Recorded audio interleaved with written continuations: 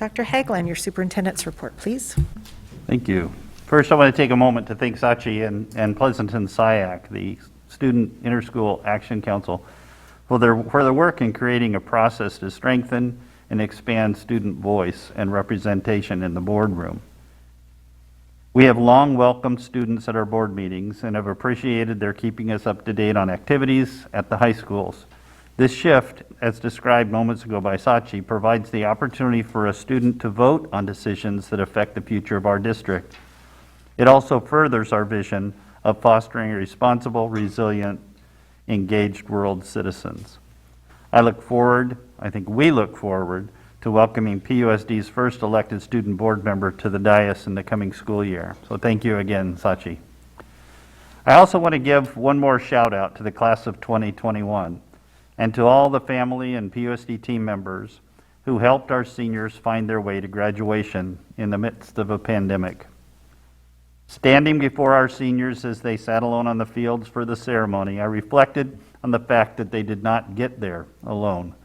They relied on the support of parents, friends, teachers, and others during an incredibly difficult year. I think I can speak for everyone in this room when I say how awesome it was to bump elbows with those amazing young people as they crossed the stage and entered the next phase of their lives. The truth is, the entire community has shown amazing grit and resilience throughout the pandemic.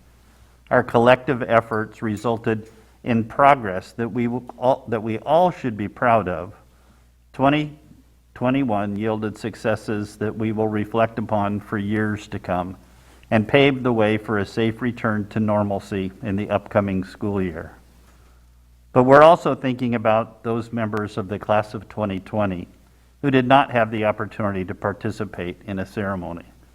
I'm excited to report that we're exploring the possibility of a ceremony to celebrate the members of the class of 2020 in a combined PUSD event.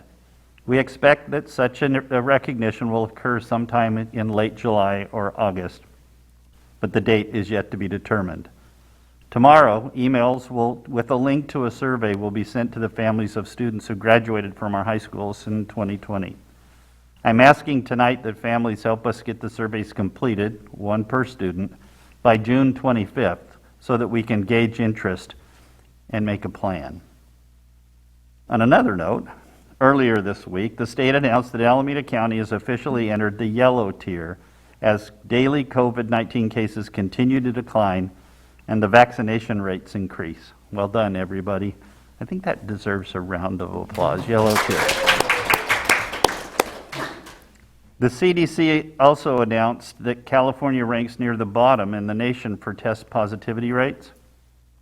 While the precautions we've taken this past year relating to remote learning, physical distancing, and mask wearing have been challenging and inconvenient, to say the least, it's clear that our collective sacrifices led us to a better, safer, and stronger place together.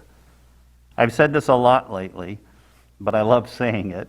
We are fully engaged in our preparations to return all PUSD students in the fall to full-time in-person learning at all of our school sites. Another round of applause.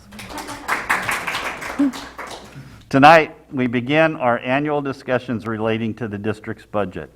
Although we have much to celebrate and look forward to, a good deal of uncertainty lies ahead. The pandemic has taken a toll on our enrollment, which we continue to work to bring back up to pre-pandemic levels.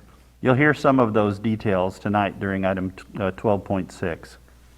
And while we certainly have an influx of one-time funding due to the fact that we are able to reopen schools effectively, this one-time funding cannot be relied upon for ongoing costs moving forward.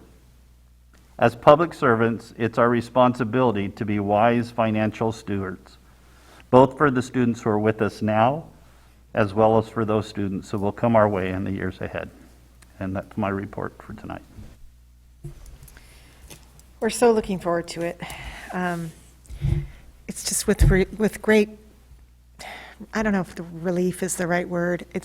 We know we're not out of the pandemic. We know that there are still challenges. We know that